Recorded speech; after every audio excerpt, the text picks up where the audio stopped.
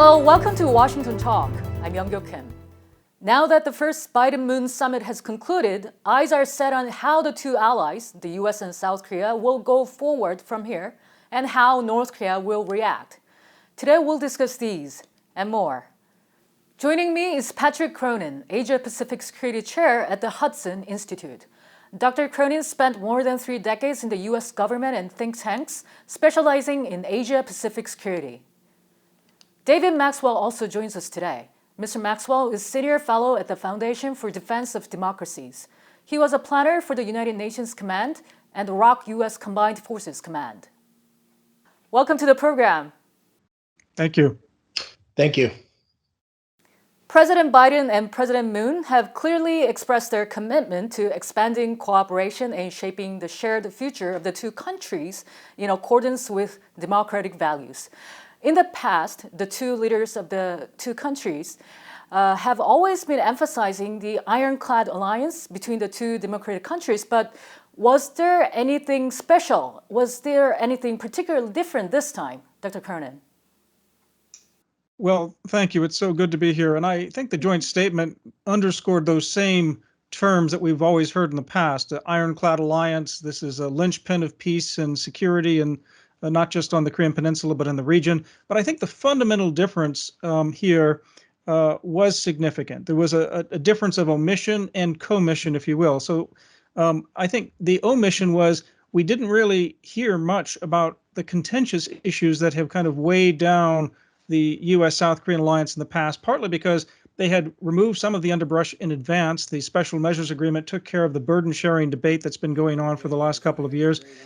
The operational control, wartime OPCON transition issue was sort of handled exactly with the way the U.S. wanted it, which was to be conditions-based, so there's no dispute between Seoul and Washington on that issue. The missile guidelines were eradicated, which pleased Seoul. Contentious issues, and even North Korea policy, which might be contentious, was sort of upstaged by the larger urgent challenges of what we saw as the commission, the difference here. So the difference is the breadth of ambitions in this joint statement, in this summit. It surpassed even the 2009 joint vision statement. That was when Lee Myung-bak, having been elected in early 2008, started to reaffirm the U.S.-South Korean alliance and really talked about a broader agenda of open democratic societies and free markets. That's sort of what we saw here in 2021, but even well beyond that, going into very specific issues about technology like 6G and quantum and green technology, and very mindful of the rules of the road, peace in South China Sea, not just on the Korean Peninsula, for instance. So on a domestic political note, I guess I would say the difference is you now have a progressive leader in Moon Jae-in, not the conservative Lee Myung-bak, embracing alliance diplomacy in a way that it's really seen as a traditional conservative strength, not a progressive issue. Mm-hmm. Mr. Maxwell, why was the Biden administration putting so much emphasis on the alliance between the two democratic countries? Was there more need to do so at this particular moment? Well, I think that, particularly democratic values, I think when we look at great power competition, it might best be described as political warfare among the revisionist and rogue powers, as our national security strategy and defense strategy describes them. These are led by authoritarian regimes versus the like-minded democracies, the U.S. and South Korea, Japan, Australia, India, these like-minded democracies seek to respect and protect sovereignty and the rules-based international order. So the conflict is really between closed societies and open societies, and the foundation of open societies is democracy. And of course, China is the leading authoritarian regime in this great power competition. So it's important to understand its vision and objectives in order for democracies to counter that vision. And, in short, China's vision is that it seeks to export its authoritarian political system around the world in order to dominate regions, co-opt or coerce international organizations, create economic conditions favorable to China alone, and displace democratic institutions. And so this summit and the agreements resulting from it really describe a blueprint for the future of the alliance, which goes well beyond the military threat from North Korea. And the alliance has matured, it has evolved, and it's come to a point where there are advanced levels of cooperation in the Indo-Pacific and really throughout the world, and now even in space. So the alliance remains ironclad and the linchpin in the U.S. alliance system, but it's moving to the next level. And this summit might well be an inflection point for the alliance. Dr. Cronin, did the summit show that the U.S.-ROC alliance is not only limited to deterring North Korea's nuclear ambitions, but also to keep a check on China's expanding power? To some extent, it certainly did that. And you would, if you were in Washington or in Beijing, you'd probably say that, although the Chinese officials would put it differently. I think South Korea would be a bit wary about saying this was about anything against China. Rather, as the Biden administration has made clear, a good China policy is a good Asia policy. That is, get your own competitiveness in order, get your own alliances strong, outcompete in high technology and in other areas, shape the operating system, as Kurt Campbell would say, the rules of the road. And that's why you had phrases like we're standing for peace and security in the South China Sea and the Taiwan Strait. Mr. Maxwell, after the summit, President Moon Jae-in told at a luncheon with leaders of South Korea's main political parties that the South Korean government is communicating with China over the result of the U.S.-ROC summit. How will this be accepted by Washington? Well, first, I don't think it was well received in South Korea, particularly by the opposition party. The U.S. certainly recognizes the challenging position of the ROC, vis-a-vis China and the United States. It is the shrimp among whales. 25% of its trade is with China. And of course, South Korea has to be wary of the past Chinese economic warfare against the South, particularly during the THAAD deployment. But another 25% of South Korean trade is with the Quad. And so the ROC does have options. But it's important for South Korea not to kowtow to China. And we should leave that kowtowing to North Korea. Rather than focus directly on China, the alliance, I think, is really focused on protecting the rules-based international order. Unfortunately, China is the biggest threat to that order. And if China were to embrace the rules-based international order, then there would be no need for an apparent focus on China. China can make a choice to be a responsible member of the international community, and that would be a good thing for all. In addition to that, President Moon also told parliamentary leaders that a large-scale face-to-face U.S.-South Korea military exercise is unlikely to happen in the near future due to the COVID-19 pandemic. Do you think this was discussed during the summit? I certainly hope it was. It was certainly discussed the week prior at the U.S.-Korean Integrated Defense Dialogue, and as well as the 2+2 talks that took place previously. We've been conducting these exercises, Ulchi Focus Lens, Ulchi Freedom Guardian, and now I think it'll be Dongmain 21-2, really for the past 30 years, with one specific purpose. And this is following the changeover of South Korean and U.S. military personnel in the summer.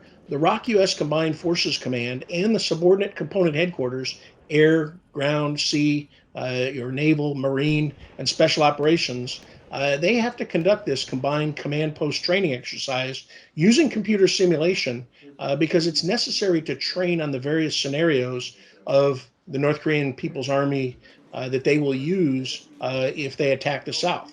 And so the theater level commands must train on the defensive plans to defend South Korea. And so this training is very necessary. But I think it's a fantasy to think that using these exercises as a bargaining chip would bring Kim to the negotiating table. Kim's political warfare strategy and blackmail diplomacy simply exploit this training to meet Kim Jong-un's objectives, which are, of course, to split the ROC U.S. alliance, weaken the combined military forces, and drive U.S. forces off the peninsula because they can no longer train. And so we really cannot accept this fantasy belief that Kim Jong-un will come to negotiate if we cancel exercises. Right. It's also not helpful for President Moon to discuss canceling the exercise due to COVID. After President Biden promised 550,000 vaccinations for ROC military personnel. Mm-hmm. I'm sure they could vaccinate all exercise participants prior to the August exercise. Furthermore, the ROC and U.S. Combined Forces Command has conducted two major exercises during the COVID era, both in August of 2020 and March of 2021, and there were no reported COVID cases.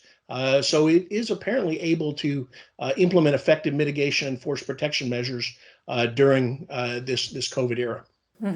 Dr. Cronin, if we go back to the joint statement, it particularly mentioned the Singapore Agreement and the Panmunjom Agreement among all the past agreements the two countries made with North Korea. Shall we view this as the Biden administration endorsing these two agreements as the Moon administration interpret this? Wasn't President Biden critical of the Singapore summit in the past? Yes, I think the Biden administration is de facto embracing these important agreements that were made, Panmunjom first, and then the Singapore summit. Now, there's not a contradiction in my mind in terms of criticizing Trump's rush to the summit and not necessarily being prepared for detailed discussions that would follow, not insisting on them, not being more disciplined in rhetoric, not tweeting out that we love each other, we're exchanging love letters. There was a whole tone to Trump's approach and style that made it possible to criticize it. And in hindsight, I think President Biden is right to criticize the lack of a common definition on denuclearization, for instance, that we still don't have with North Korea. So there are reasons to criticize it. And yet, inserting the Singapore Declaration, inserting Panmunjom sort of language and embracing that in the Biden-Moon joint statement accomplishes two things. One, it highlights the continuity from Trump to Biden, so it aligns the U.S.-South Korean policy by putting a new relationship with North Korea and a peace regime on a par with the ultimate goal of denuclearization. So it's marrying these otherwise disparate goals in one document in now the Biden administration. And secondly, it's giving a modest diplomatic opening to North Korea. It's not giving major concessions, but it is letting North Korea know that the United States is not interested in just ultimatums or all or nothing diplomacy. It's prepared for the practical, calibrated, step-by-step, small deal diplomacy that might be of interest to North Korea. And what we don't know yet is whether North Korea is in fact interested. Dr. Cronin, it was confirmed that Sung Kim will continue to serve as ambassador to Indonesia in addition to special representative for North Korea. What can we learn from this fact?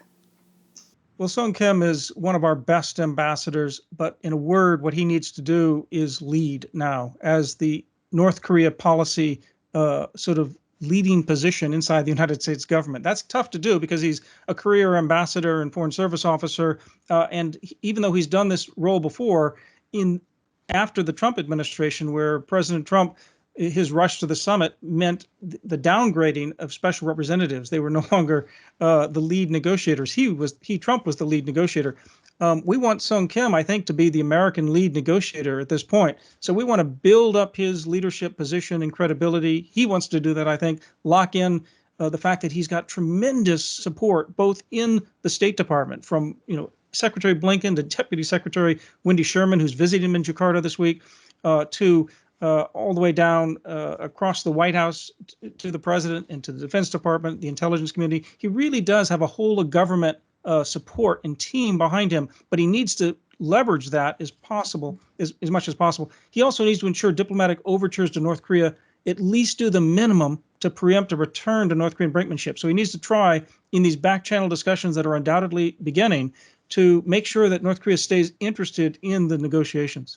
Mr. Maxwell, what does Ambassador Sung Kim need to do as he follows up with the result of the summit? Well, I think Patrick has laid it out very well.